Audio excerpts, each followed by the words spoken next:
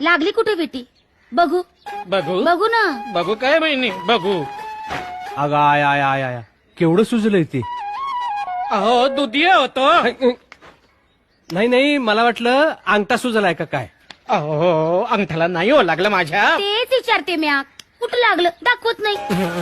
पाहिजे तर लेप लावून देईन म्या. अहो लेप लावून घेईन घरी जाऊन. आधी तुमची लेक आवरा. गावभर पोरांबरोबर हुंडारत असते. धोंडा बंद करा तिच्या धोंडा. जेव्हा हातात बघावं तेव्हा विटी दांडू नाही तर गोट्या.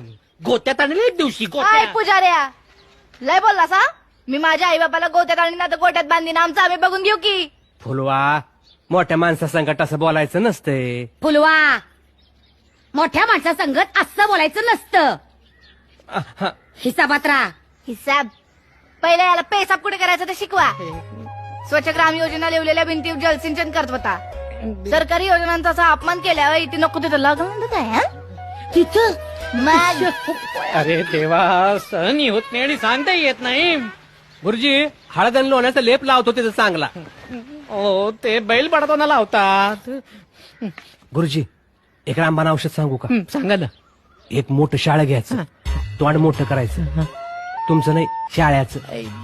आणि त्यात वस्तू घालून बसायचं रात्रभर. सकाळी गायब दुखणं. यांच्यापेक्षा यांची पोर